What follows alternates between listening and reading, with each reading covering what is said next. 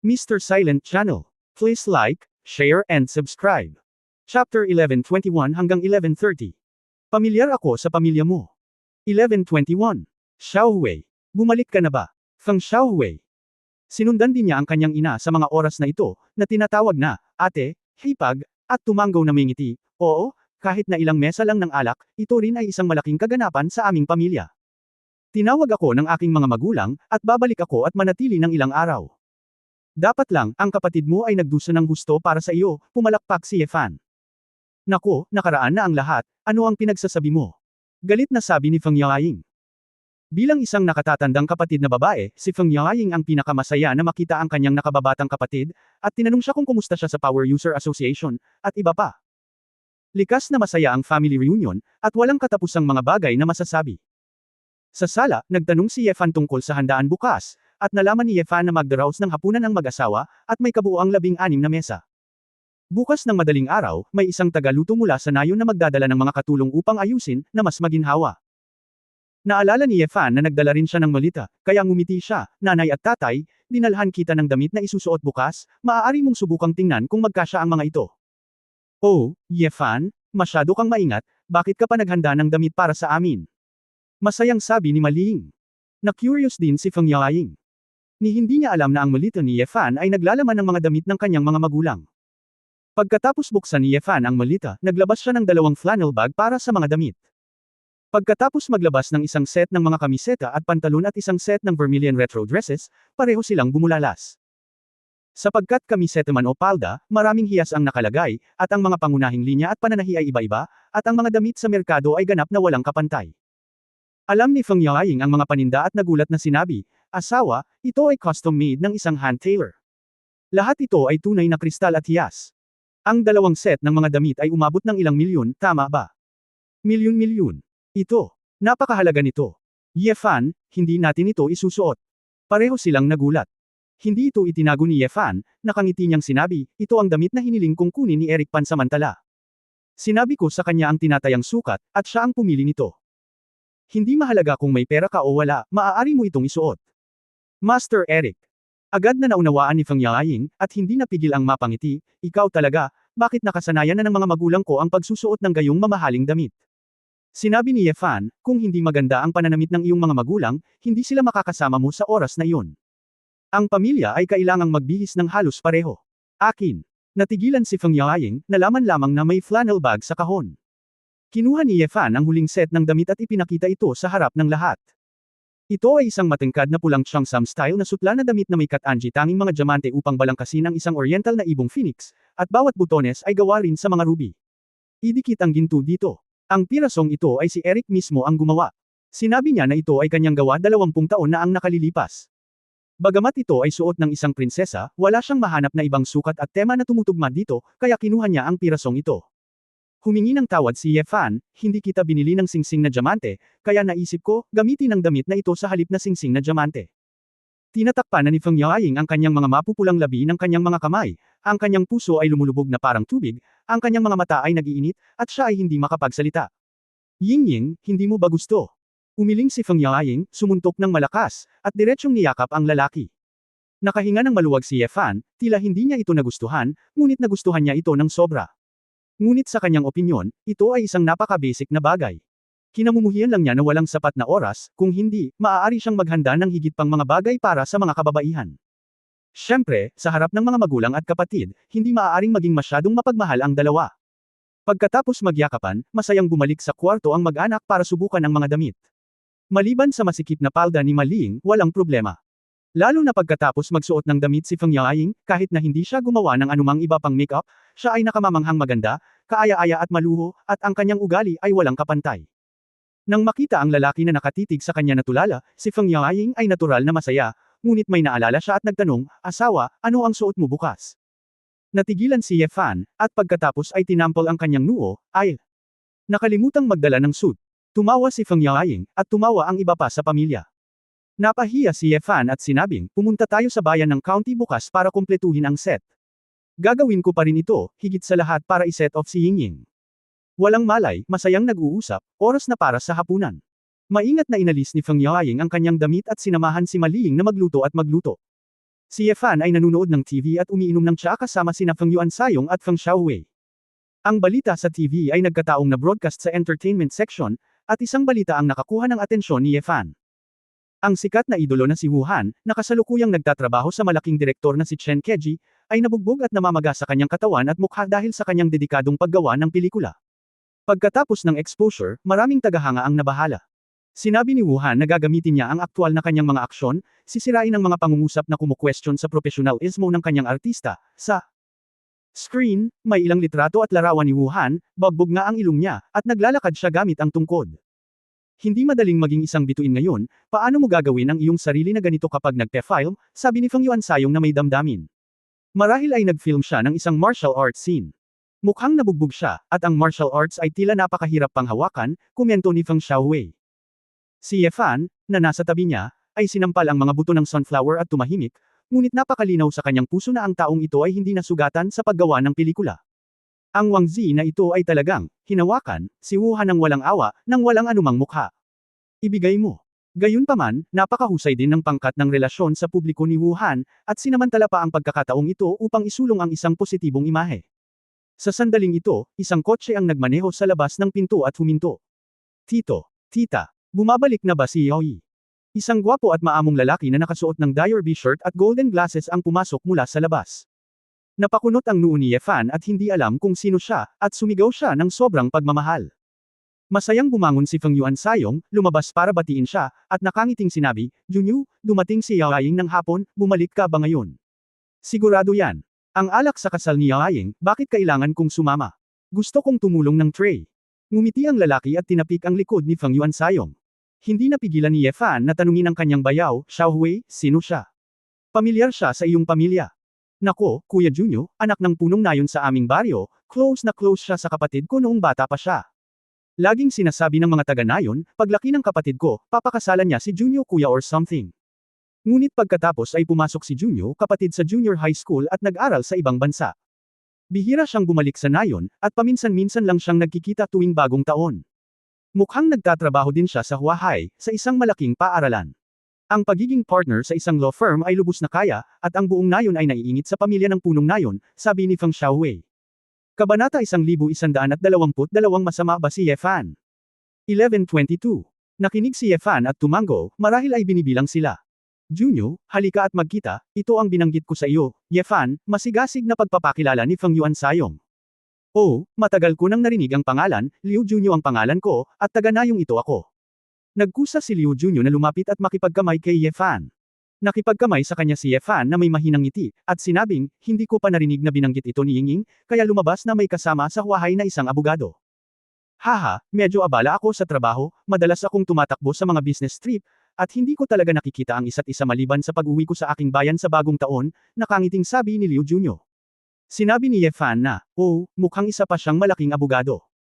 Hoy, hindi mo may hahambing sa iyong mga multinasyonal na korporasyon. Ang pagiging isang magaling na vice-presidente, si Yaoying, ay maaaring pumatay sa amin ng ilang kalye sa ilang segundo, nakangiting sabi ni Liu Junyo. Nang marinig ang anak ng punong nayon na pinupuri ang kanyang anak, labis na ipinagmalaki ni Feng Yuansayong at binati siya, Junyo, halika rito, manatili tayo at sabay tayong maghapunan, magdagdag ng isang pares ng chopstick. Hindi, nakakahiya, umuwi lang ako at dumaan, sa tamang oras para makilala ang dalawang bida bukas, nakangiting sabi ni Liu Junyo. Sok, masama ba ang tingin mo kay Uncle? Sa tingin mo ba hindi masarap ang pagkain ko? Nagkunwaring galit si Feng Yuansayong. Paano yun, na hindi nakakaalam tungkol sa nayon ng craftsmanship ni Auntie? Pagkatapos ay manatili para sa hapunan. Kung hindi, magagalit si Tio, sabi ni Feng Yuansayong. Si Liu Junyo ay mukhang walang magawa, okay, pagkatapos ay kakain ako ng bastos. Sa sandaling ito, lumabas din si Feng Yaoying na may suot na apron sa kusina at bahagyang ngumiti, bumalik na rin si Junyo. Mahigit kalahating taon na kitang hindi nakikita. Napapikit si Liu Junyo, tumingin kay Feng Yaoying, at ngumiti, oo Yaoying, binabati kita. Ang bulaklak ng nayon ng aming nayon ay maituturing na nakahanap ng mabuting asawa. Anong klaseng bulaklak sa nayon? Magulo lahat, hindi mo kalokohan. Umiling si Feng Yaoying at sinabing, maaari mong kainin ito kaagad pagkatapos mong maupo. Okay, hinihintay kong matikman ang iyong craftsmanship kasama si Auntie, sabi ni Liu Junyo. Pagkaupo, nagkwentuhan kami. Sinabi ni Liu Junyo kay Yefan, Yefan, napakaswerte mo. Sa napakaraming mayayamang tao, kahit na ang mga mahuhusay na talento ay hindi makahabol kay Yaing, kaya't maaari kang makahabol. Bahagyang ngumiti si Yefan, oo, sa tingin ko rin. Baka hindi mo alam na noong bata pa tayo, araw-araw tayong naglalaro. Noon, si Yaing ang pinakamagandang babae sa aming nayon. Lahat ay nagbibiro tungkol sa amin, sinasabi na kapag lumaki kami, magpapakasal kami. Ngunit pagkatapos ay nag-aral ako sa labas. Pagkatapos ng junior high school, unti-unti itong naging bihira, kung hindi. Sino ang makakapagpakasal sa kanya, walang kasiguruhan. Sabi ni Liu Junyu na may kalahating ngiti. Laging nararamdaman ni Yefan na may kung ano sa mga salita ng lalaking ito, at sinabing, kung gayon, nagtatrabaho ka sa Huahai, hindi mo ba siya hinabol? Hey, hinabol ko siya, pero hindi ako minamaliit ng mga tao, anong magagawa ko? Napabuntong hininga si Liu Junyo.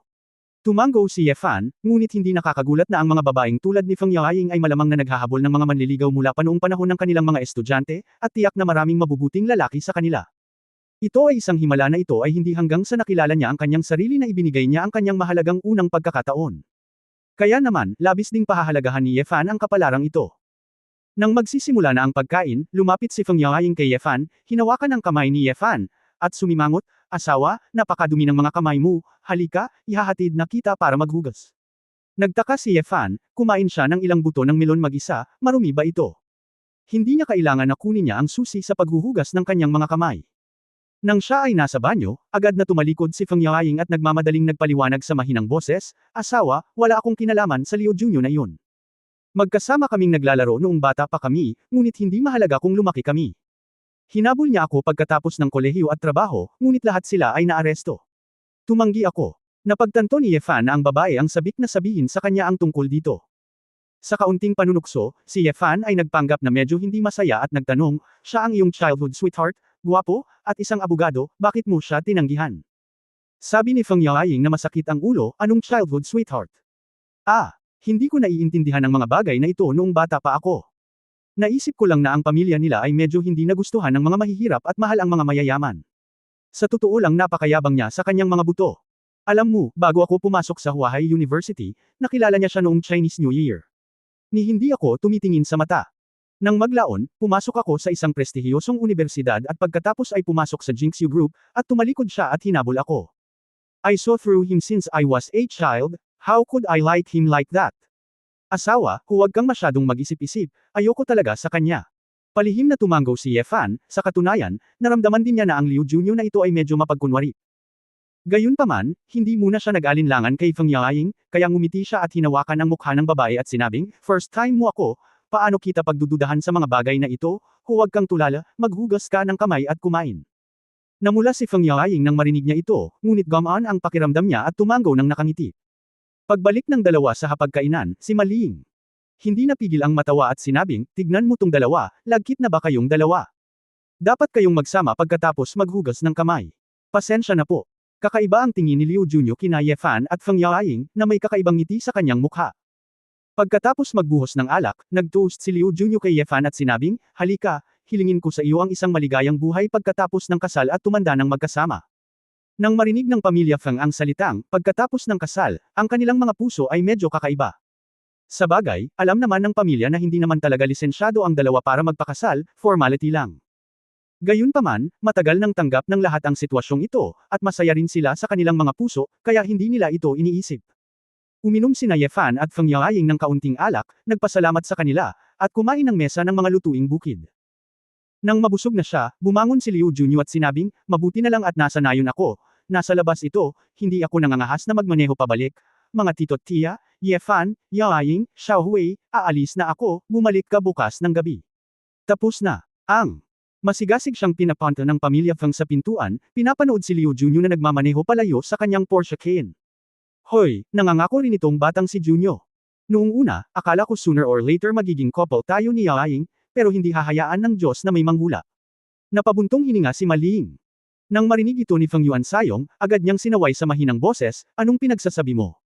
Masama ba si Yefan? Napagtanto ni Maling na hindi tama ang kanyang sinabi, at mabilis na umiling at sinabing, hindi yan ang ibig mong sabihin.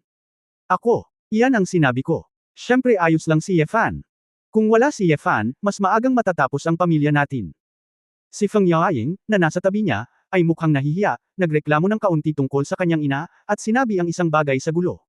Walang magawa siyang tumingin kay Ye Fan, umaasang maiintindihan ng lalaki.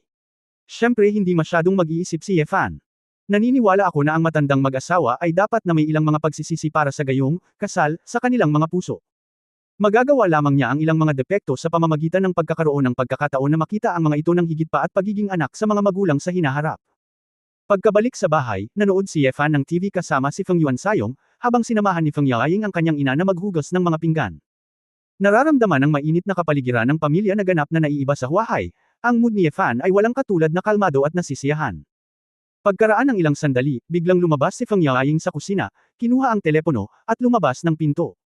Nagtanong si Ye Fan, Yingying, saan ka pupunta? May lakad ka ba? Sasamahan kita. Natigilan sandali si Feng Yaoying, pagkatapos ay ngumiti at sinabing, naku, hindi, may ilang maliliit na kapatid sa nayon na naghahanap sa akin, at maaaring kailanganin nilang bumalik mamaya.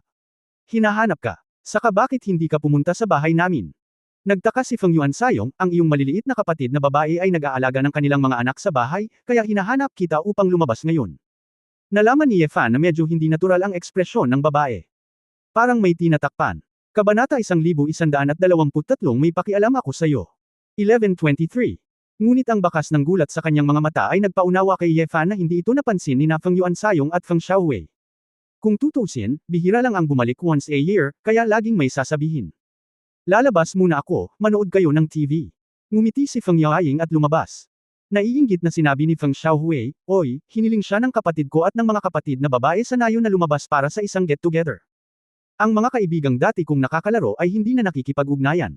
Little bastard, who made you so freezy? You have been lying in bed for so many years, and now you are going abroad, you still expect them to remember you. Napangiti si Feng Yuansayong sa ulo ng kanyang anak, sa palagay ko ay dapat kang bumalik ng maaga upang magtanim ng impyerno, wala akong nakitang natutunan mo sa asosasyong iyon. Nagmamadaling ipinaliwanag ni Feng Xiaowei, Itay, hindi mo naiintindihan. Nahanap ko na ang direksyon ng pagsasaliksik. Noong nakaraan, tinulungan ko ang aking bayaw na mahuli ang isang malaking masamang tao. Gusto akong tawagin ng bansa sa hukbo, ngunit tumanggi ako. Tinapik ni Ye Fan si Feng Xiaowei at sinabing, hindi iniisip ng iyong ama na hindi ka kumikita, gusto lang niyang bumalik ka sa iyong bayan upang magpakasal sa manugang at magmana ng pamilya. Tama ba, tatay? Ngumiti si Feng Yuansayong at tumango, alam mo, Ye Fan. Ako. Ang tanggang batang ito. Tumayo si Ye Fan at sinabing may natural na ngiti, lumabas ako para humithit ng sigarilyo, naglakad-lakad, at tinapos ang aking hapunan. Kung naninigarilyo ka, manigarilyo tayo sa bahay. Nasa kanayunan tayo, hindi kasing ganda sa lungsod. Hindi mahalaga, sabi ni Feng Yuansayong. Ngumiti si Ye Fan at umiling, gusto kong lumabas at manood, boring din ang TV na ito. Ngumiti si Feng Xiaowei at sinabing, Tai, gustong hanapin ng bayaw ang kapatid na babae, huwag kang gumawa ng gulo. Oh! Naalala ni Feng Yuansayong ang kanyang panlasa, at ikanaway ang kanyang kamay ng nakangiti. Okay, maaari kang pumunta. Sa palagay ko si Yaoying ay pumunta ako sa bahay ng matandang son sa likod, at dinaanan ko ang dalawang pamilya sa likod ng aming bahay. Tumango si Ye Fan at dahan-daang lumabas ng pinto.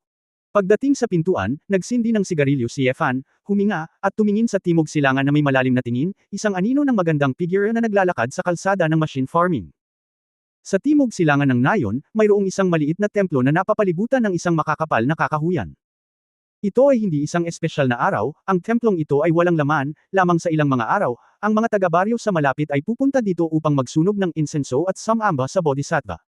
Sa kalagitnaan ng gabi, medyo madilim ang paligid ng templo.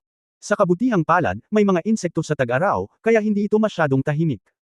Sa ilalim ng liwanag ng buwan, may humihitit ng sigarilyo, naghihintay ng isang tao. Hay, ho!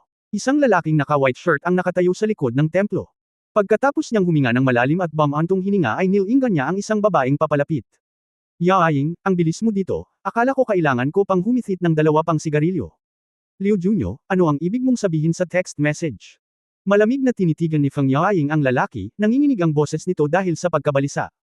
Tila nasiyahan si Liu Junyo na makita ang naguguluhan na hitsura ni Feng Yaoying, kaya iniunat niya ang kanyang kamay at itinuro ang isang taniman ng gulay sa di kalayuan. Naaalala mo pa ba ang taniman ng gulay na iyon, kung kaninong tahanan ito? Tanong ni Liu Junyo. Sinulyapan ito ni Feng Yaoying at sinabing, sa iyong pamilya.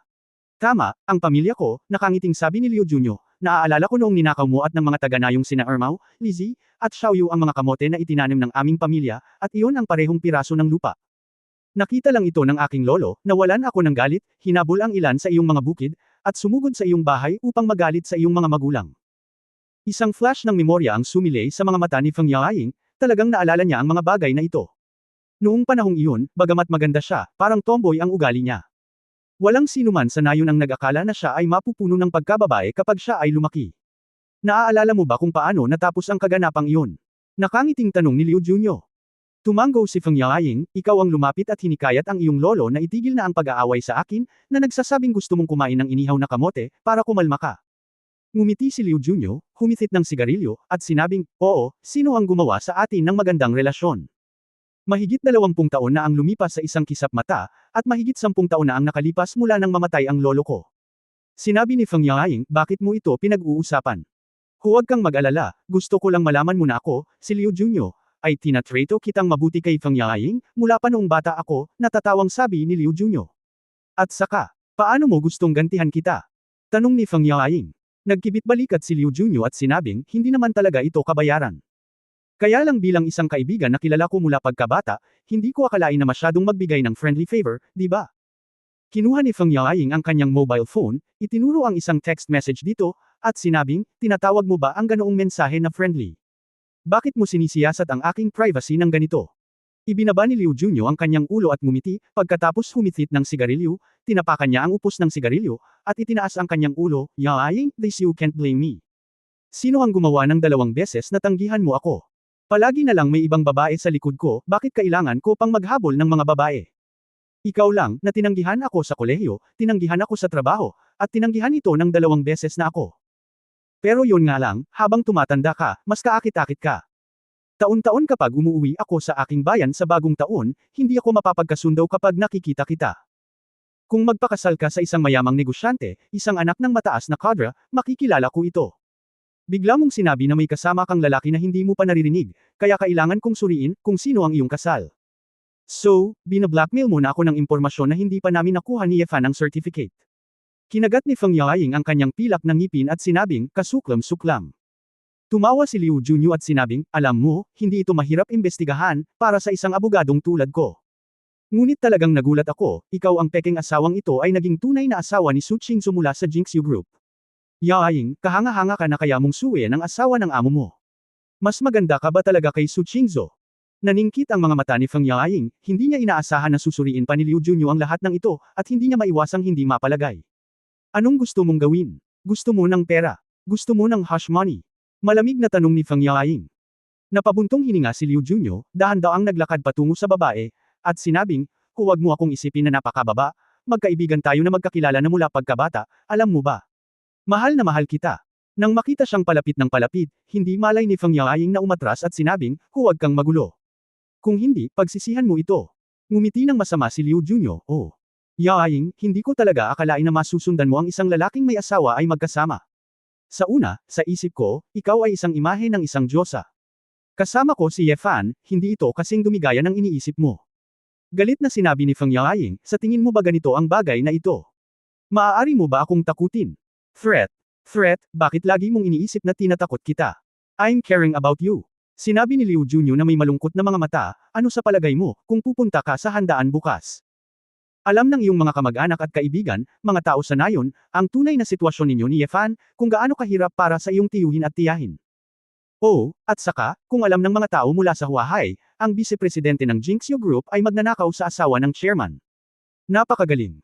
Kabanata 1124, wala akong alam. 1124. Liu Junyo. Huwag masyadong linlangan ang mga tao. Kung maglakas loob kang sabihin ang mga bagay na ito, tiyak na pagsisisihan mo ito. Si Feng Yaoying ay nag-ipon ng kanyang lakas ng loob at tumugon ng direkta. Haha.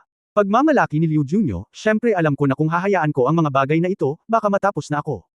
Tutal, si Su Qingzhou, isang malaking kapitalista, gustong patayin ako bilang abogado. Madali lang. Ngunit kung ikaw ay nakayapak, hindi ka natatakot sa pagsusuot ng sapatos. Kung sasabihin ko ang mga bagay na ito, kung gayon kahit nasaksakin ako hanggang sa gabi, kayong lahat ay magkakaroon ng masamang reputasyon. Natigilan si Feng Yaoying, hindi niya inaasahan na si Liu Junyo ay baliw sa ganitong lawak. Ikaw, nababaliw ka na ba? Bulong ni Feng Yaoying, hindi niya akalain na ang lalaking ito na kilala niya mula pagkabata ay magkakaroon ng ganoong side. Sinabi ni Liu Junyo na may malungkot na ekspresyon, baliw. Hehe. Siguro, baliw ako, ngunit ito ang pinilit sa akin ng mundong ito. Yaoying, ang mga tulad nating lumalabas sa kanayunan, walang background, kahit graduated sa isang prestigious university at nakakuha ng lawyer's license, so what? Ako ay 30 taong gulang at naging junior partner ng isang law firm. Mukhang bata pa ako at may pag-asa, ngunit sa totoo lang. Junior partner lang ang law firm namin, mayroong mahigit 50 tao. Pataas, senior partners, mahigit 20. Mas mataas pa. Ang mga barrister na yan, kahit na hindi sila nagsampa ng kahit anong kaso sa loob ng isang taon, tinalo lang nila kami, pwede akong kumita ng 10 milyon mula sa share ng kumpanya. Bakit? Bakit ako nagtatrabaho ng husto at kumikita ng 1 milyon sa buong taon, ngunit madali nila akong pagsamantalahan? Dahil lang pataas tayo sa baba, walang background. Walang pera. Kaya ba nila akong ay bully ng ganito? Hayaan mong kainin ko ang mga natira nila. Hindi kailanman magiging patas ang lipunan, ang mahihina ay laging kakain. Kung ang lahat ay mag-isip tulad mo, hindi ba't ang mga pulubi ay kunin? Pinapatay mo ba ang mga tao gamit ang mga espada sa buong kalye? Dahil lang sa hindi masiyahan ng ilan sa iyong mga hangarin, gusto mong makipagsapalaran at ay blackmail ako para sa mga benepisyo. Hindi makapaniwalang sabi ni Feng Yaoying. Marahan na huminga si Liu Junyo, mapanganib ba ito? Sa palagay ko ay hindi ito mapanganib. Para sa isang vice-presidente ng Splendid Group na tulad mo, isang mahusay na pinuno ng Suchinso, ang aking kahilingan ay madaling matugunan. Anong gusto mo? Tanong ni Feng Yaoying na nakakunot ang noo. Sa totoo lang, ang gusto ko ay napakasimple, hayaan mong kanselahin ng Jinxiu Group ang legal department at ibigay ang lahat ng legal affairs sa aming law firm. Ngumisi si Liu Junyo at sinabing, syempre, ang saligan ng pakikipagtulungan ay gawin akong pinuno ng law firm. Isa sa mga shareholder. Ikinuyom ng mahigpit ni Feng Yaoying ang kanyang mga kamay at sinabing, napakasimple ba nito? Gumagastos kami ng daan-daang milyong dolyar sa mga legal na gawain bawat taon, at ipinaubaya ito sa iyong law firm. Sapat na para sa iyo na magbukas ng mataas na antas ng law firm ng mag-isa. Liu Junyo na ikinakalat ang kanyang mga kamay, sinabi niya, kung ikukumpara sa mataas na antas ng iskandalo sa kasal ng Jinxiu Group, kumpara sa kahihiyan ng iyong pamilya. Ilang daang milyon sa isang taon, ganoon ba kalaki? Humph! Ngumisi si Feng Yaoying at sinabing, sa tingin mo hindi mo ako mahulaan. Kung sasang-ayon ako sa iyong kahilingan, gagawa ka ng higit pang mga kahilingan. Ang mga taong tulad mo ay may walang katapusang kasakiman. Lumubog ang mukha ni Liu Junyo, at sinabi niya, Feng Yaoying, hindi ako nakikipag-usap sa iyo. Kung ayaw mong magwakas ang iyong pamilya, kung ayaw mong kumalat ang mga bagay na ito, dapat kang mangako sa akin. Malakas ang tibok ng puso ni Feng Yaoying, huminga siya ng malalim at sinabing, Liu Junyo, minamaliit mo ako, hindi ako susuko sa isang kontrabida na tulad mo. Pagkatapos magsalita, tumalikod si Feng Yaoying at uuwi na sana. Alam niya na ang mga bagay ay maaaring mawalan ng kontrol, ngunit mas alam niya na ang ilang mga bagay ay hindi kailanman magagawa. Namula ang mukha ni Liu Junyo, at pakiramdam niya ay labis siyang hinamak. Akala niya ay masunurin si Feng Yaoying, ngunit hindi niya inaasahan na ganoon kalupit ang isang babae. Sa sobrang hiya niya ay sumugod siya at sumugod upang yakapin si Feng Yaoying mula sa likuran. Ang buwan ay itim at ang hangin ay mataas, ang ganitong uri ng ligaw na lupain, kahit pilitin ng isang babae, walang makakaalam nito. Hindi siya makapaniwala, napakatigas ng ulo ni Feng Yaoying nang mawala ang sarili sa kanya. Mabahong babae, tigilan mo nga ako. Napansin ni Feng Yaoying na ang mga tao sa likod niya ay nagmamadaling lumapit sa kanya, at napabulalas. Bilasan na sana niya at tatakbo palabas, ngunit may narinig siyang sigaw mula sa likuran. Napasigaw si Liu Junyo sa sakit.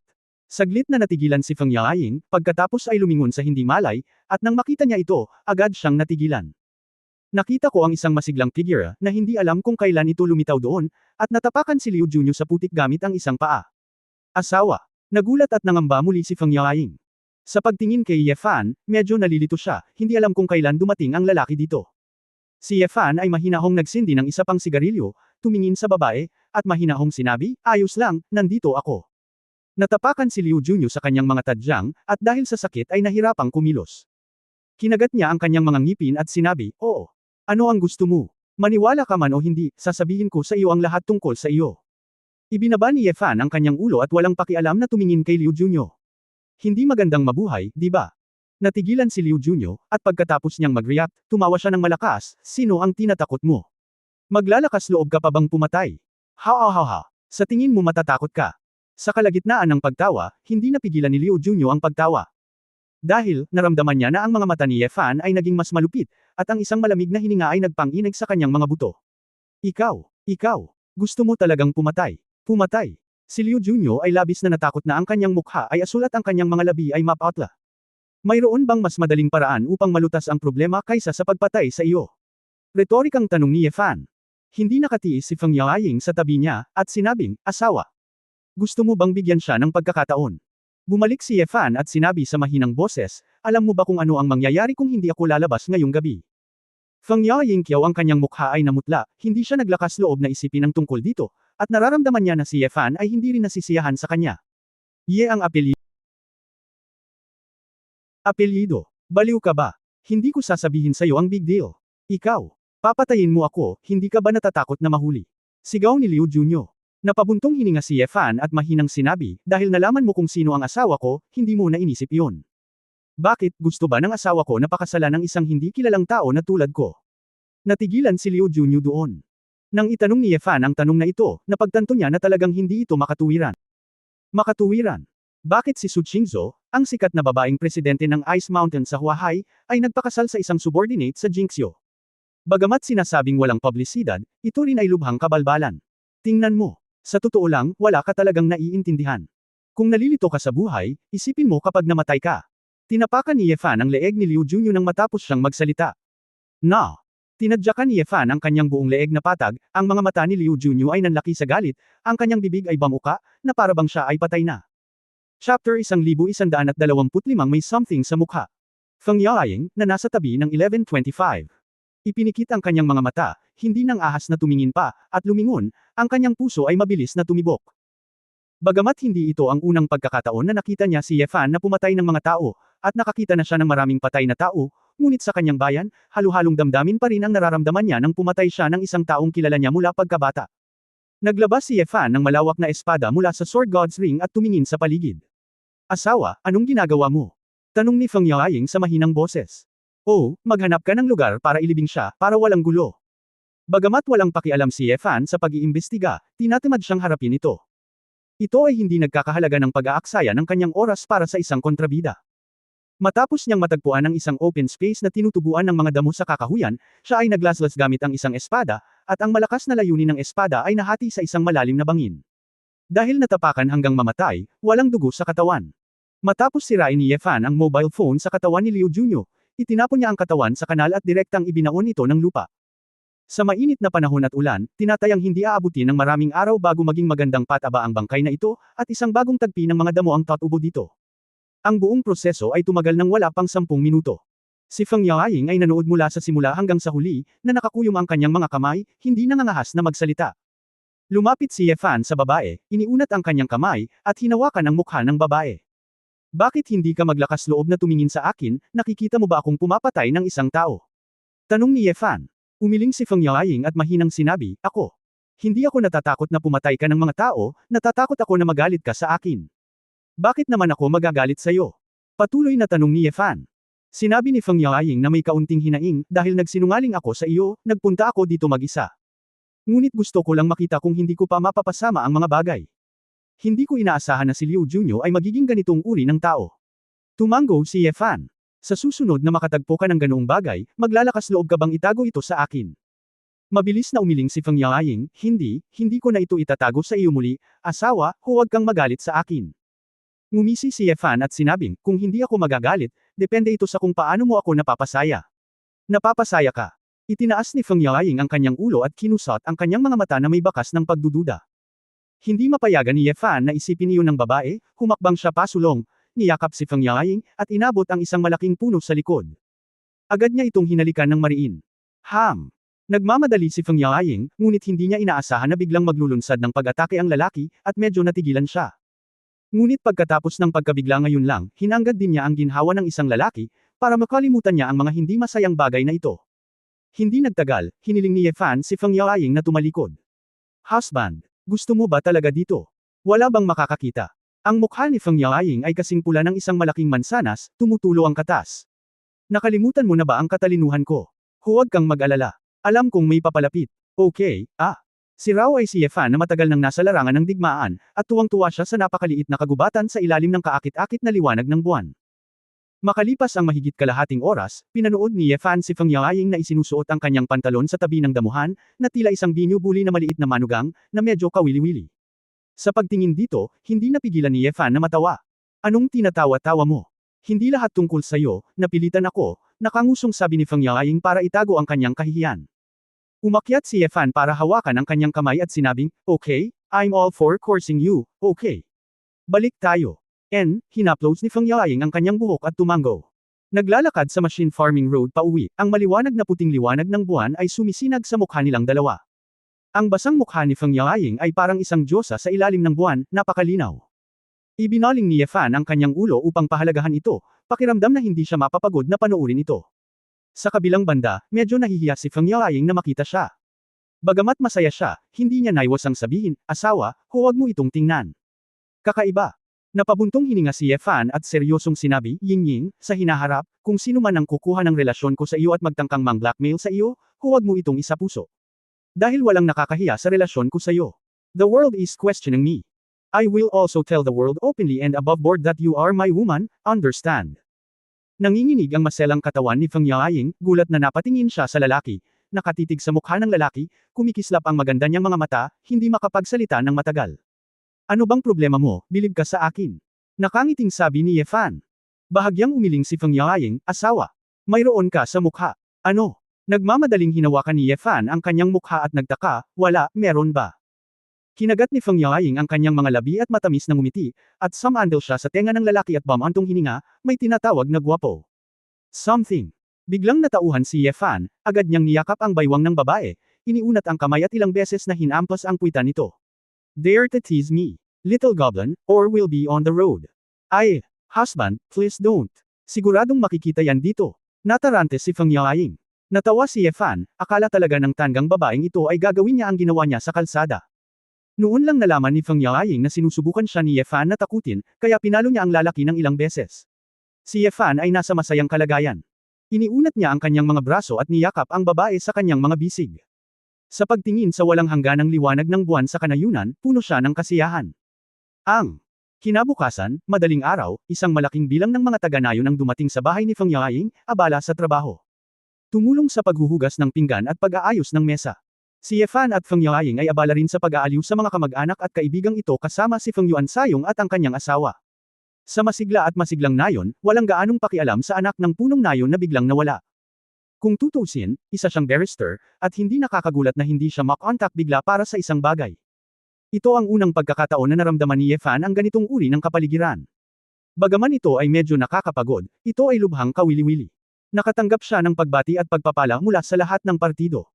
Pagkatapos magbukas ng piging sa gabi, ang mag-asawang Feng family at si Feng Yaoying ay nagsuot ng mga damit na dala ni Ye Fan, na agad namang ikinagulat ng lahat. Bagaman halos hindi alam ng mga taga-nayon ang anumang mga pangalan ng tatak at materyales, ang magagandang bagay ay natural na nagbibigay sa mga tao ng ganap na kakaibang pakiramdam. Sina Ye Fan at Feng Yaoying ay nagtoast ng mga bisita at kaibigan sa isang mesa. Sa orihinal, si Feng Yuansayong at ang kanyang asawa ay nag-aalala tungkol sa kapasidad ng pag-inom ni Ye Fan, ngunit tumanggi si Ye Fan na pumunta. Maraming panauhin na sadyang, nanggugulo, ang unang nalasing. Tuwang-tuwa si Feng Yuansayong at ang kanyang asawa nang makita nila ito, at biglang umabot sa sukdulan ang kapaligiran sa pinangyarihan. Nang matapos si Ye Fan na maghain ng isang lap ng alak at babalik na sana sa sarili niyang mesa para kumain, nag-vibrate ang telepono sa bulsa ng kanyang pantalon. Kinuha ito ni Ye Fan at tiningnan ito, napakunot ang noo ng hindi inaasahan, at pagkatapos ay nagtanong, Sun Chen. Ang babaeng buffalo na pumatay na tumawag ay si Ye Fan na nag-ayos para protektahan niya si Ning Zimu sa ZT House. Sun Chen. Dahil hindi pa rin alam ang kinaroroonan ni Wu Yekang, at hindi alam ang petsa ng pagbabalik, responsibilidad ni Sun Chen na makipag-ugnayan sa pumatay na pansamantalang nasa Huahay. Wang, may nangyari kay Miss Ning. Pwede ka bang bumalik kaagad? Sol-em na ang boses ni Sun Chen. Kabanata 1126 na sakit. 1126. Agad na naten si Ye Fan, at nawala ang maligayang pakiramdam. Siya ay time na nagtanong, ano ang nangyari? Sinisi ni Sun Chen ang kanyang sarili, ito ay aking pagpapabees sa tungkulin, hindi ko napansin na may lamason kay Miss Ning. Ano? Ang mataas na boses ni Ye Fan ay bumulaga sa mga tao sa paligid niya, at si Feng Yaoying ay tumingin sa lalaki na tulala, puno ng pagtataka. Sinabi ni Sun Chen, salamat sa Dai Life Water, na itinuro mo kay Miss Ning, ang mahiwagang ehersisyo na ito mismo ay kayang labanan ang daan-daang lason, ngunit hindi sapat ang pagtatanim ni Miss Ning, kaya napakasakit niya ngayon. Ako.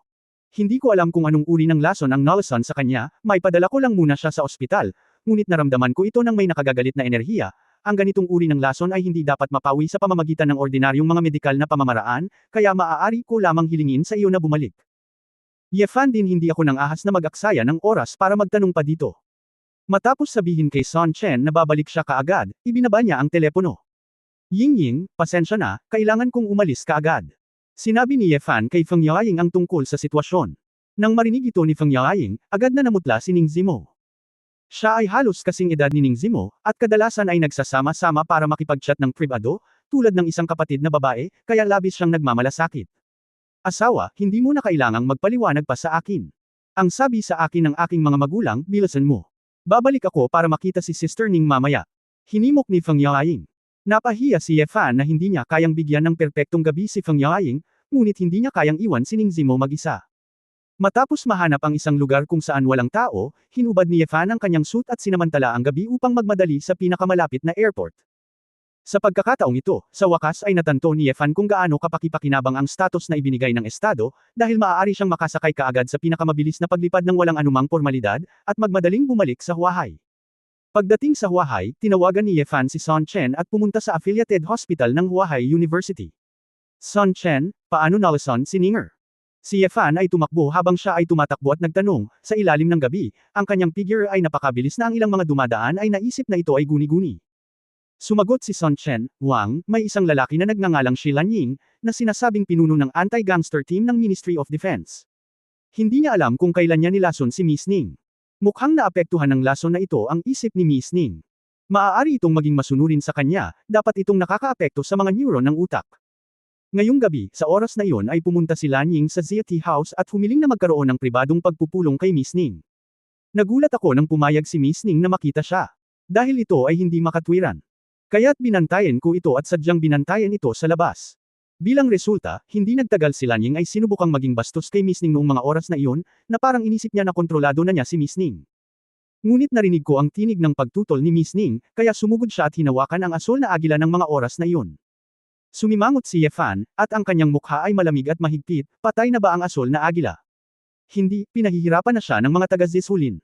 Hayaan siyang magsabi ng paraan para mag-detoxify, ngunit patuloy niyang sinasabi na hindi siya makakapag-detox, walang magawang sabi ni Son Chen. Ang mukha ni Ye Fan ay komplikado. Bagamat inakala niyang hindi magandang bagay si Lanying sa oras na iyon, hindi niya inaasahan na lasunin niya si Ning Zimo. Ang susi ay si Ning Zimo ay matandang lalaki din mismo, at tiyak na hindi madaling lasunin siya, kaya hindi nag-alala si Ye Fan tungkol sa kanya. Minamaliit niya talaga ang lalaking ito, hindi niya mapigilan. Nang sumugod siya sa hospital ward, nakita ni Ye Fan sina Son Chen at Xiao Zhao na isang nakatayo sa tabi ng kama. Sa kama, si Ning Zimo ay pumikit ng masakit, pawis na para bang nahihirapan siya sa matinding sakit. Sa mukha at katawan ng babae, may bakas pa nga ng nakakasakit na asul itim, na tila mga lason na dumadaloy sa buong katawan. Ninger, kamusta ka na? Nagmamadaling pumunta si Ye Fan sa tabi ng kama, tinitingnan ang naghihirap na babae, nalulungkot. Ngunit hindi siya makausap ni Ning Zimo, dahil nasasaktan na siya, at nanghihina siya at nanghihina. Matanda, asawa, ako, mabuti, sobrang sakit. Bumagsak ang mga luha sa gilid ng mga mata ni Ning Zimo, na nabasa na ang halos lahat ng punda. Mapapaluhan nito ang matigas na si Ning Zimo, may isip kung gaano kalakas ang lason na ito. Wang, kung hindi mo siya tinuruan kung paano mamuhay gamit ang tubig, si Miss Ning ay namatay na sa pagkalason ngayon. Ngunit hindi ito ang paraan. Kailangan nating makahanap ng panlunas sa lalong madaling panahon, sabi ni Son Chen. Kinuha ni Ye Fan ang ibabang ugat ni Ning Zimo at nalaman na ang paghinga sa katawan ng babae ay hindi maayos, at ang tunay na chi ng tubig ni Chenny ay nasa panganib. Anong sabi ng ospital? Tanong ni Ye Fan. Si Xiao Zhao ay tila umiyak ng ilang beses, ang kanyang mga mata ay namumula at galit na sinabi niya, yung mga kwek-kwek na doktor na iyon. Wala akong malaman. Si Ye Fan ay naghanda ng gusto at hindi nagulat sa resulta, at same time na nagsabi, batay sa aking karanasan, na isang lason na katulad ng lason sa bangkay, at mahirap gamutin ang ganitong uri ng lason sa isang nakatarget na paraan gamit ang kasalukuyang gamot. Lason ng bangkay. Hindi katakatakang napakasama nito, halos makontrol nito ang panganay, nagngangalit si Xiao Zhao. Pinigilan ni Ye Fan ang sakit sa kanyang puso, huminahon, at sinabing, ipadala si Ninger sa Union Club at hanapin si Chu Yunyao. Tatawagan ko siya at hihilingin sa kanya na gumawa ng komprehensibong inspeksyon para makita kung mayroon akong magagawa. Mabuti. Ikaw, Kuya Fan. Tanong ni Xiao Zhao. Nakakamatay ang mga mata ni Ye Fan, tumayo siya at sinabi, Shi Lanying, ano ang sinabi mo? That bastard. Kahit anong bugbugin natin, hindi daw niya ma-detoxify siya, matigas ang bibig niya, at ayaw pa rin niyang magsalita. Nangangati na sabi ni Zhao Ya. Mukhang. Alam niya na kapag sinabi niya ito, mawawala na ang kanyang buhay, pinaikit ni Ye Fan ang kanyang mga mata. Siguro hindi talaga siya makapag-detox, sabi ni Son Chen. Umiling si Ye Fan, kahit na wala siyang magawa mag-isa, dapat may mga pahiwatig para mag-detoxify. Tinatayang pakiramdam niya ay kabilang siya sa Ministry of Defense, at may magliligtas sa kanya sa madaling panahon. Kung gayon, ano ang dapat nating gawin, Kuya Fan, hindi natin siya dapat pakawalan. Sabi ni Xiao Zhao.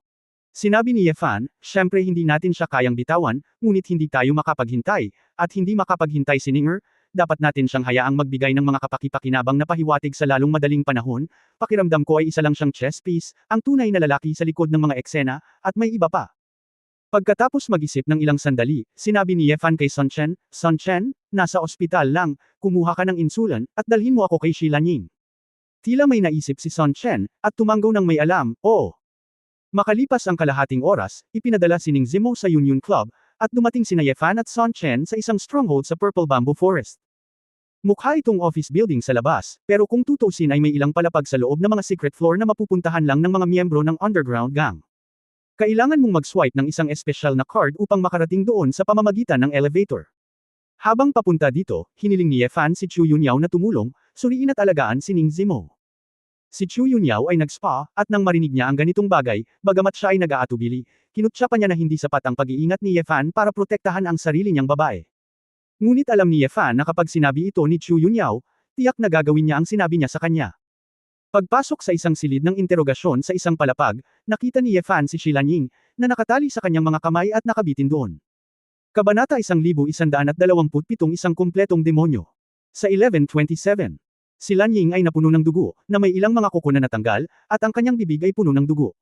Gayunpaman, hindi pa rin niya sinasadyang magsalita. Nang makitang papasok si Ye Fan, ngumiti ng masama si Shi Lanying at sinabing, Mr. Ye. Okay lang ba ang babae mo? Makakaya mo ba ngayong gabi?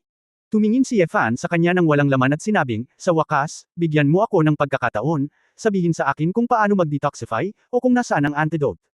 Haha, bakit? Naglakas loob ka bang patayin ako? Ako ang pinuno ng anti-gangster group ng Ministry of National Defense. Kahit na ikaw ang hari ng impyerno, Lucifer, naglakas loob kang patayin ako. Hindi ka ba natatakot na magustuhan ni Xia Guo? Kumpiyansa na sabi ni Shi Lanying. Kinuha ni Ye Fan ang kanyang mobile phone at tumawag ng personal. Ministry of Defense, Xia, sino ang hinahanap mo? Isang boses ng babae ang nagmula sa telepono, iyon ay ang opisina ng sekretarya ng Ministry of Defense. Karamihan sa mga tao ay hindi alam ang numero ng ganitong uri ng telepono, ngunit mahahanap ito ni Ye Fan. Direktang sinabi ni Ye Fan, hanapin ang iyong ministro at sabihin sa kanya, ang pangalan ko ay Ye Fan. Nang marinig ito ng sekretarya, tila nakahanap agad siya ng ilang impormasyon, at mabilis na magalang na sinabi, General Ye. Okay. Sandali lang.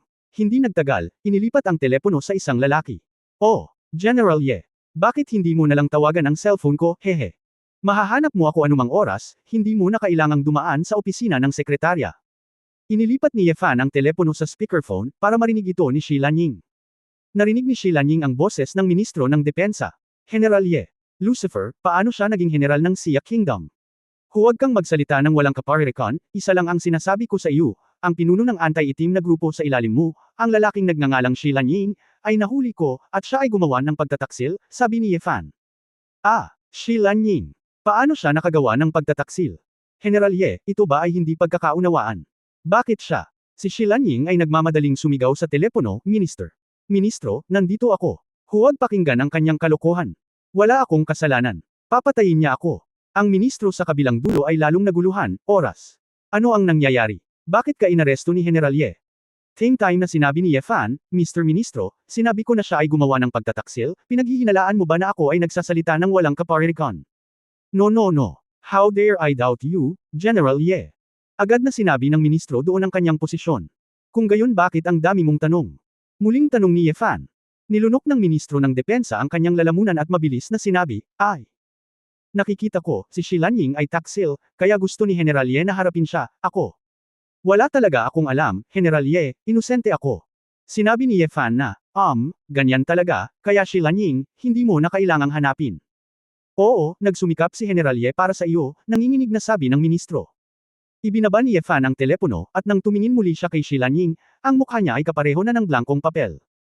Ikaw, paano mo, hindi maisip ni Shi Lanying na ang mataas na antas ng ministro ng bansang Xia ay magiging napakaalipin kay Ye Fan, hindi siya nang ahas na kontrahin siya sandali. Upang protektahan ang kanyang sarili, sumuko pa siya sa kanya. Nagsindi ng sigarilyo si Ye Fan at mahinang nagsabi, okay, ganyan talaga. Inaasahan mong ililigtas ka ng estado, imposible. Kung ayaw mong mamatay, sabihin mo lahat ng nalalaman mo. Wala akong oras na sayangin ka. Kinagat ni Shilaning ang kanyang mga ngipin at sinabing, wala akong alam, patayin mo na lang kung gusto mo. Kinusot ni Ye Fan ang kanyang mga mata, at hindi na nagtanong pa, iminuwestro niya si Sun Chen sa likod niya. Tumango si Sun Chen, umakyat, kumuha ng inihandang syringe, at tinutukan si Shilaning. Ikaw, anong ginagawa mo? Nag-i-inject ka ba ng toxins? Natarante si Shilaning. Hindi nagsalita si Ye Fan, at hindi niya alam kung saan siya nanggaling, kaya pumasok ang mga taga-zesuli na may dalang induction cooker, flat panel pan, at ilang mantika at asin. Kapag mainit na ang kawali, ilagay sa mantika. Pagkatapos, naglabas ng espada si Ye Fan at naglakad papunta kay Shilaning. Ikaw, anong gusto mong gawin? Lalong natakot si Shilaning. Pinutol ni Ye Fan ang kanyang espada ng napakaayos, at pinutol ang isang piraso ng karne mula sa guya ni Shilaning. Pagkatapos, sa sandaling ihagis ang karne sa palayok, agad itong nagsimulang magbasag. Nadurog ang puso ni Shilaning kaya hindi siya naglakas loob na tingnan ang nasa harapan niya. Sinabi ni Ye Fan kay Sun Chen, itigil ang pagdurugo, tingnan kung gaano siya kasakit, huwag magdugo hanggang mamatay. Sinagot ni Sun Chen ang utos, direktang ininom ang hemostatic na gamot at gauze, at sinimulang bandage si Shilaning. Nababaliw na si Shilaning, balak ba nilang patayin ng ganito? Ang punto ay, naaamoy ang amoy ng karne na unti-unting lumalabas sa hangin, talagang naramdaman niya ang isang espesyal na gutom. Gutom, masarap ba?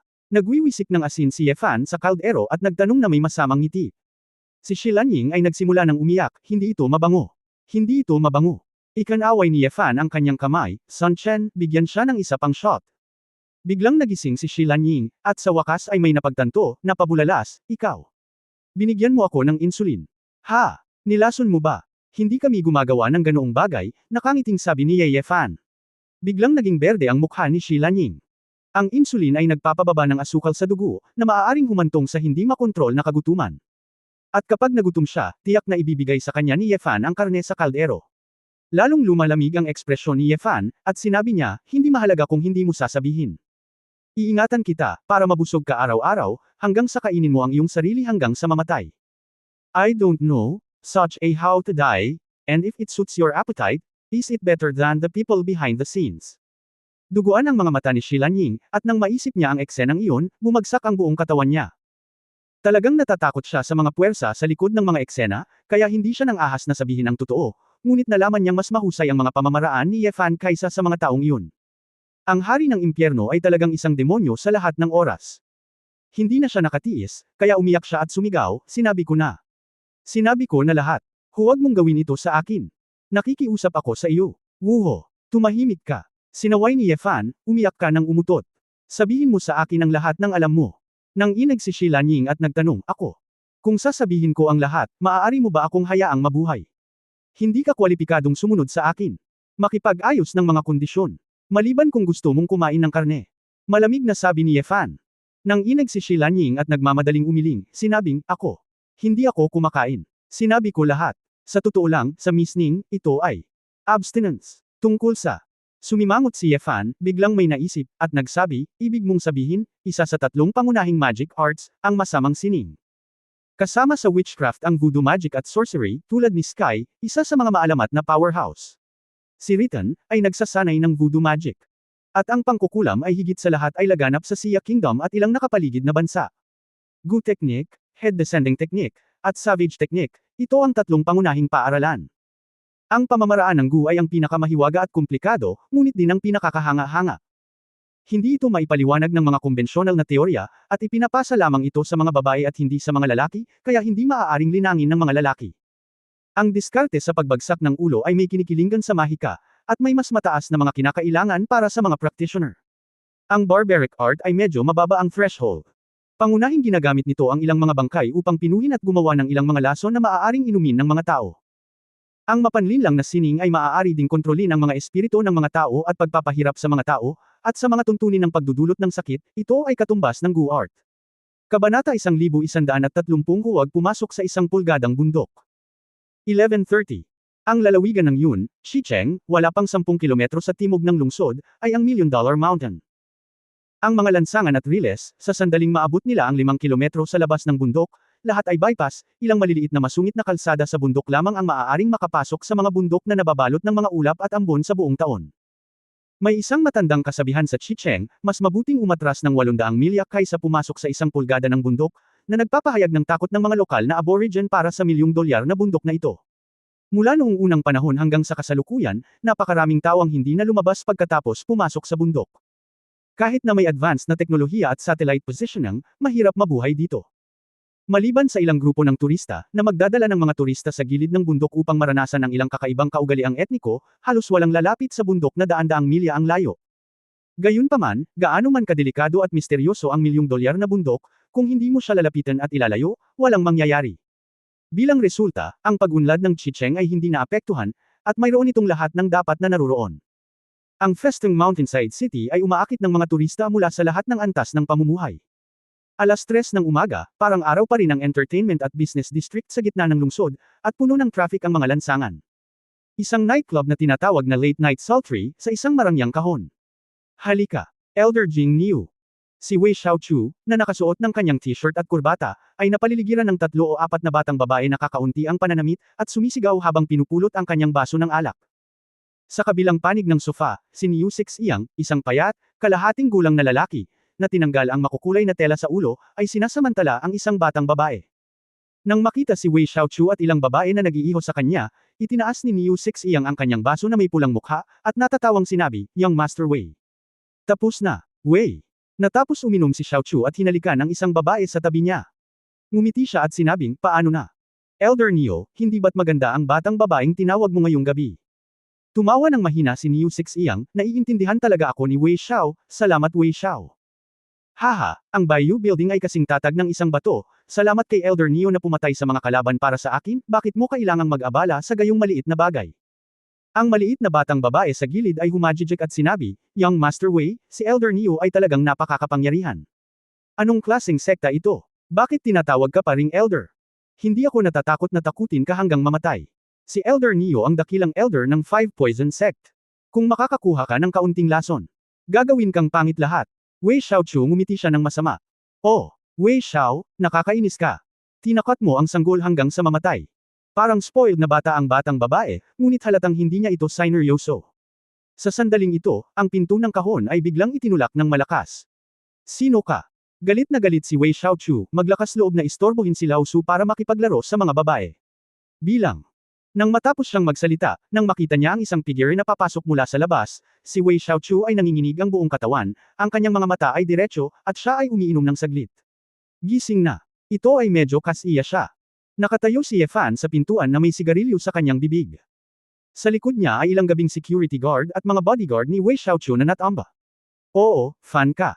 Tumayo si Wei Xiaochu sa gulat. Nakilala rin ni Niu Sixiyang si Ye Fan, ang masamang bituin na muntik nang pumatay sa kanya, sa sobrang takot na agad niyang ginawa ang isang defensive posture. Bumantong hininga si Ye Fan at sinabi, "Hinahanap ko sina Wei Xiaochu at Niu Sixiyang, mga walang katuturang tao, lumabas ka." Ang isang grupo ng maliliit na babae ay tulala pa rin, hindi alam kung ano ang nangyayari. "Umalis ka. Umalis ka dito. Hindi mo ba narinig ang sinabi ni Mr. Ye?"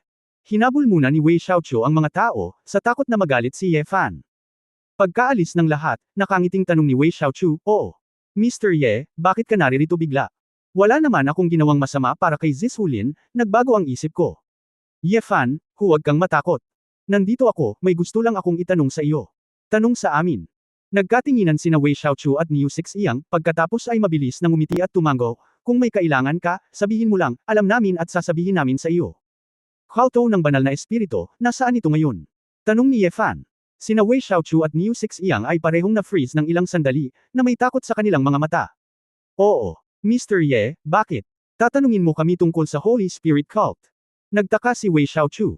"Tinatanong kita, hindi kita hinayaan na tanungin ako." Pinalakas ni Ye Fan ang pressure, nanlamig ang kanyang mga mata. "Ang oras ko ay mahalaga, kung hindi mo maibigay sa akin ang sagot na gusto ko, wala akong pakialam na patayin ka ngayon." Naging berde ang mukha ni Wei Xiaochu. Alam niyang hindi nagbibiro si Ye Fan, kaya mabilis niyang sinabi kay Niu Sixiyang, "Elder Niu, mabilis. Sabihin mo kay Mr. Ye. Ang banal na espiritu ay nagtuturo ng mga multo at multo, walang sino man ang nang-ahas na lumapit maliban sa kanilang mga pangunahing miyembro, at hindi ko alam kung nasaan sila." Napapikit si Ye Fan at nagsabi, "Ang 9 na pintuan, 18 nayon, 36 na butas, ang banal na espiritu sa mga vassal na sekta na itinuro mo, ang iyong 5 sekta ng lason ay kabilang sa 9 na sekta. Bilang isang elder, dapat kang mag-confess ng ilang beses, huwag mong sabihin sa akin na wala kang alam, pero hindi ako maniniwala. Ang mukha ni Neo 6 Iyang ay gusot. Hindi niya inaasahan na naimbestigahan na ito ni Ye Fan, at mahihirapan siyang umiwas. Ngunit hindi ako sigurado kung saan kasalukuyang nakatalaga ang Holy Spirit Sect, at kailangan pa rin kita. Pagkatapos mong makapasok sa $1,000,000 na bundok mag-isa, hanapin ito, sabi ni Neo 6 Iyang. Nag-isip si Ye Fan saglit. Kung alam niya ang tiyak na punto, maaari niyang tanggapin ito. Gamit ang kanyang mga paa, dapat ay kaya niyang tumakbo sa buong milyong bundok sa isang araw. Oo, ngunit kung kalahating kasinungalingan ang sinabi mo, dapat mong malaman ang kahihinatnan, sabi ni Ye Fan. Sinabi ni Neo 6 Iyang na may malungkot na mukha, Mr. Ye, how dare I? Nakikiusap lang ako sa iyo, huwag mong sabihing sinabi ko sa iyo. Kung alam ng mga tao ng Holy Spirit Cult na nilusot ko ang kanilang kuta, ako at ang buong 5 Poison Sect, hindi kayo marunong mamatay. Hindi inaasahan ni Ye Fan na ang Holy Spirit Cult ay may napakalakas na presensya sa lugar na ito, at ang maliliit na sekta na ito ay tila talagang natatakot. Si Neo 6 Iyang ay wala ring magawa. Kung hindi siya magsasabi ng totoo, direkta siyang papatayin ni Ye Fan. Kung magsalita man siya, may pagkakataon pa siyang mabuhay. Kinuha ang satellite map ng Million Mountain, tinanong ni Ye Fan si Neo 6 Iyang na ituro ang lokasyon ng stronghold na alam niya. Karamihan sa mga puntong ito ay nasa mga kuweba o karst caves, at iilan lamang ang nasa lupa. Matapos maalala ni Ye Fan ang lahat ng nasa isip niya, hindi siya tumigil, at direktang sinamantala ang gabi upang magtungo sa itim at gumugulong na mga bundok sa timog. Gayunpaman, ang hindi alam ni Ye Fan, Wei Xiaochu, at Neo 6 Iyang ay ang sitwasyon sa kahon ay napansin din ng ilang tao. Hindi nagtagal pagkaalis ni Ye Fan, sa opisina ng manager ng nightclub, isang lalaki ang humihitit ng sigarilyo at nakasuot ng makapal na makeup. Ang babae, isinara ang pinto at may kausap sa telepono. Guardian Zuo. Totoo, tinawag nila ang lalaking iyon na Ai Fan. Oo, umalis na siya. Pagtatapos ng kabanatang ito. For more videos, click on the notification bell. For more videos, click on the